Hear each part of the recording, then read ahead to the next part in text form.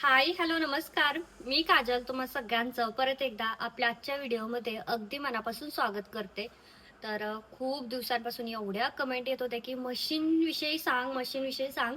कारण मशीन आता डिसेंबरमध्ये घेतली तेव्हापासून आता आज जवळजवळ 4.5 महिने होऊन गेले मी ही वापरते. आणि सारख्या कमेंट येत होत्या, नाही टाकली परत कमेंट यायचे की मशीनचा व्हिडिओ नाही टाकत, दुसरेच व्हिडिओ टाकते. तर फायनली आज मी तुम्हाला मशीनचा फुल डेमो आणि सगळं काही सांगणार आहे, काय कशी आहे ही मशीन. जर छोटासा असू द्या नाहीतर मोठाच असू द्या, पण ही मशीन तुमच्याकडे का असायला पाहिजे मी हे सुद्धा तुम्हाला या व्हिडिओमध्ये सांगणार आहे.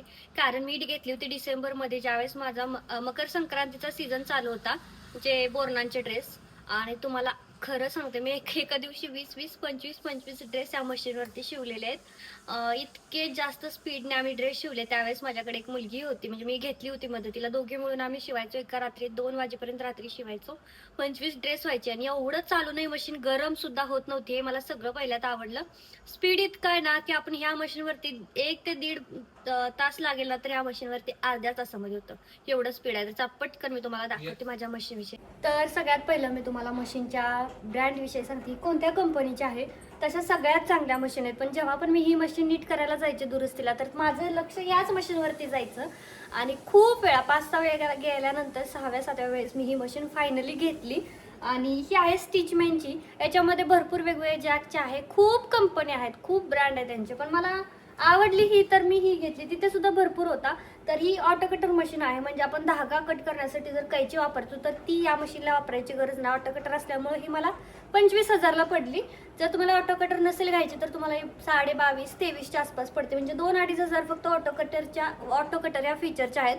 खूप सारे चांगले आणि मस्त मस्त फीचर आहेत. तर चला आता पटकन सगळा डेमो मी तुम्हाला देते. या मशीनचा प्राइस सांगितलेली आहे, फक्त 25,000 प्राइस आहे. असं 35-40 बायका सांगतात, इतकी काही प्राइस नाही या मशीनची. मलाही पहिल्यांदा असं वाटायचं की खूप महाग असेल ही मशीन, 35 हजारला असेल. पण ज्यावेळेस मी चेक केलं, ज्या युकीची वगैरे तर 12-13 हजारला येते, पण ही अंडर मोटार आहे, म्हणजे याची मोटार आतमध्येच आहे. तर मी सगळं डिटेलमध्ये तुम्हाला आता दाखवते. तर हे बघा, एवढी मोठी मशीन आहे, खालून जास्ती जागा लागत नाही तिला. पण वरचा जो टेबल आहे तो पूर्ण 1.5 मीटरचा टेबल आहे. 1.5 मीटरपेक्षाही जास्तच आहे हा टेबल. आणि ह्याच्यावरती पूर्ण ना नंबर लिहिले, त्याच्यामुळे फिटिंग वगैरे टाकताना शक्यतो मी ह्याचाच वापर करते. जास्त काही प्रत्येक वेळी टेप वगैरे घेत नाही. इथे हा एक कप्पा येतो, याच्यामध्ये आपण आपल्या ज्या रेग्युलरच्या वस्तू आहेत त्या छोट्या छोट्या ठेवू शकतो. बऱ्याचशा वस्तू इथं बसून जातात. त्यानंतर ना ही खाली जास्त जागा लागत नाही, त्याच्यामुळे खाली आपण बऱ्याच अजून गोष्टी ठेवू शकतो साईडनी. फक्त वरचा टेबल आहे ते लांब आहे. आणि ह्याचा हाच मला जास्ती पॉईंट आवडला की इतका जागा, इतका स्पेस आपल्याला ड्रेस असा पसरवून शिवायला छान जमतंय. ही मला सगळ्यात जास्त याच्यात आवडलं. आणि ही खालचं त्याचं स्टँड आहे. ही जी आपण सुई वरती उचलतो ना, टंचन म्हणतात, मी त्याला फूट म्हणते. फूट असं वर खाली करतो ना, तर इथून बॅकला पण आहे वर खाली करायला इथून. आणि आता हे काय प्रत्येक वेळी हात लागला जात नाही, त्याच्यामुळे मी तर शक्यतो हे गुडघ्याने करते. आणि सगळ्या मशीनला सेम असतं. आता ऑटो कटर मशीन आहे ते तुम्हाला दाखवते. पहिल्यांदा मी चालू करते. तर याला इथं असे 2 धागे लावू शकतो एका टायमिंगला आपण. त्यानंतर इथून बॉबिन वगैरे भरायचे, ते सगळं दाखवणारच आहे पुढे. त्याच्या आधी मी सगळे फीचर दाखवते. तर इथे बघा, इथून आता आपल्याला एकच स्टिक खाली वर करायचं असेल ना, तर हे बटन दाबायचं आहे. त्यानंतर हे स्पीड कमी जास्तीला आहे, हे जास्ती हे कमी असं जास्ती करायचं. तर हे जो सगळ्यात जास्त स्पीड आहे याचं बघा, 3700च्या वर नाही आहे. आणि डायरेक्ट मग पहिल्यापासून ऑन करायची असेल, आता मी काही बटणं दाबली आणि काही जरा सेटिंग बिघडली, तर डायरेक्ट रिस्टार्ट करायचं, जसं फोनला वगैरे असतं ना तसं. डायरेक्ट हे बटन दाबून धरायचं, रिस्टार्ट करायचं आणि परत आपण हे चालवू शकतो हे बटन दाबल्याच्या नंतर. आणि हे एवढेच ह्याच्यामध्ये फीचर आहेत, जास्ती काही नाही आहे, नॉर्मल आहे सगळं.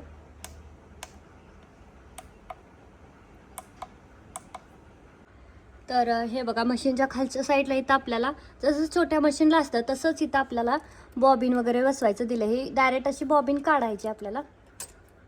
हे बघा, तर हे बघा इथं बॉबिन असते. आता मी काढून घेतली बॉबिन.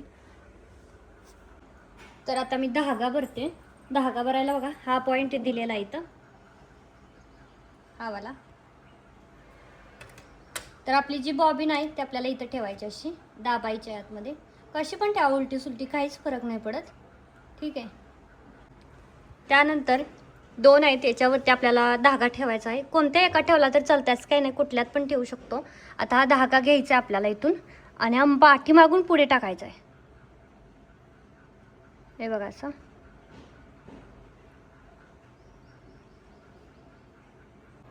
तर आता मी ना धागा टाकून घेतलाय, पाठीमागून पुढे असा टाकून घेतलाय धागा. आणि हे सगळ्या मशीनची सेम सेटिंग आहे, काही चेंज राहणार नाही जर तुम्ही अशी मोठी मशीन घेत असाल तर.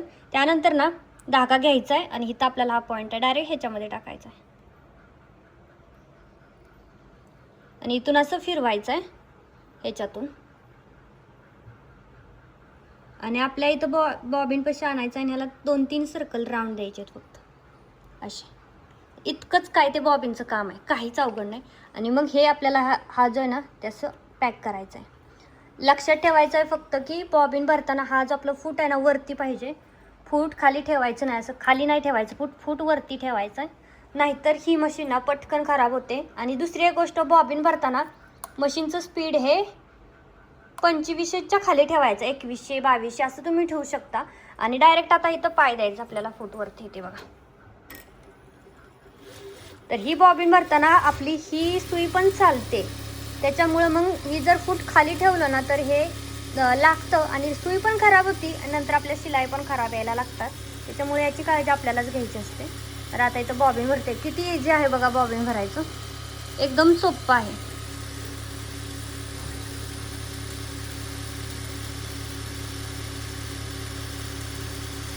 आता बॉबिन आपली भरली वाटली की पाय काढायचा आहे आणि पाय काढायचा आणि त्याच्यानंतर मग हे आपल्याला साईडला करायचं आहे. इथून आता ही धागा कट करून घ्यायचा. आपली बॉबिन इथं भरून रेडी आहे. सगळ्यात आधी आपण आता धागा ओवायला शिकू. धागा काढायचा आहे, डायरेक्ट आणायचा आहे. हे बघा धागा तिकडनं आलेला आहे, हातात आहे माझ्या, जो मी कुठे ओवलेला नाही, डायरेक्ट याच्यामध्ये ओवायचा आहे.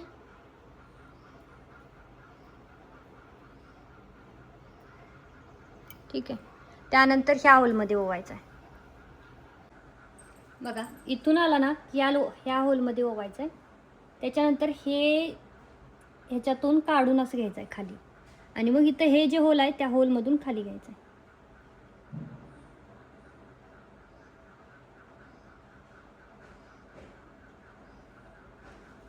इथपर्यंत समजलं?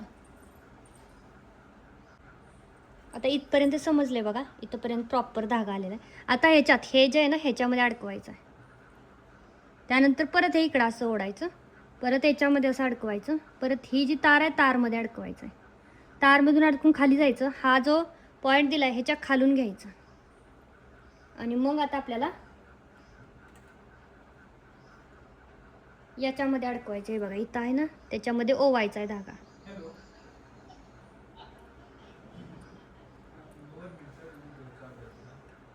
बघा असा ओवून घेतला की इथून परत याच्यामध्ये ओवायचा आहे, परत सरळ याच्यामध्ये खाली ओवायचं आहे. झालं इथपर्यंत. त्यानंतर आता इथं आल्यानंतर इथून हे तसा एक पॉईंट आहे, ह्याच्यामधून असं फिरवून धागा घ्यायचा, म्हणजे टाकायचा आहे फक्त त्याच्यामध्ये आणि डायरेक्ट आपल्याला आपल्या सुईमध्ये धागा ओवायचा आहे.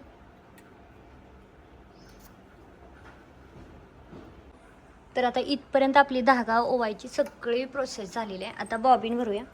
बॉबिन बघा,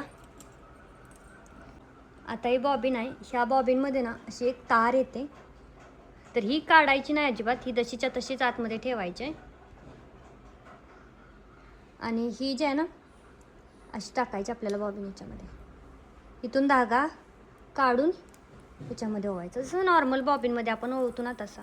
धागा असा स्मूथ आला पाहिजे, जास्त टाईटही नाही आणि जास्त लूजही नाही आला पाहिजे असा. आणि आता आपण बॉबिन खाली लावून घेऊया.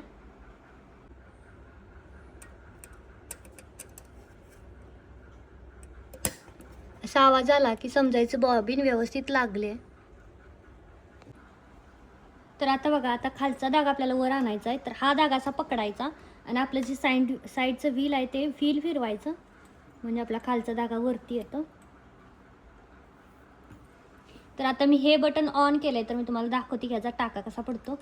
हे बघा, एकच टाका टाकायचा असेल तर ह्या बटनावरती टाकायचं, असं वर खाली असं मध्ये असे 3 टाके ह्याचे पडतात. तर हे बटन वापरायचं की नाही आपल्या याच्या बाहेर, मी शक्यतो हे ऑफच ठेवते कारण मला भीती वाटते थोडं लागायची, तर मी हे बटन ऑफच असतं माझं कंटिन्यू बघा हे. तर आता आपली मशीन चालवायला रेडी झाली. आता स्पीड बघूया. तर आता मी सध्या 25 ठेवते आणि तुम्हाला दाखवते की याचं स्पीड कसं चालतंय नेमकं. तर याला लाईट वगैरे आहे त्याच्यामुळे मग एक्स्ट्रा लाईट. तर आता बघा चालवून बघूयात. हे आहे 25चं स्पीड आणि ह्याची शिलाई बघायची कसली सुंदर शिलाई येते ना. एकदम जबरदस्त शिलाई येते की आपल्या साध्या शिलाईच्या मशीनीवर ना अशी शिलाई येत नाही. तुम्ही किती पण याचं स्पीड किती पण ठेवा तुम्ही, शिलाई इतकी प्रॉपर येते. आता मी याचं स्पीड वाढवते. तर आता मी ना 3700 करते स्पीड, म्हणजे एकदम हाय स्पीड. आता हाय स्पीडने चालते ना त्यावेळेस समजतच नाही मशीन की नेमकी चालते की पळते. खूप इतकी जास्त फास्ट जाते ना की काही कळतच नाही की बाबा किती फास्ट आहे मशीन. खूप जास्ती फास्ट चालते.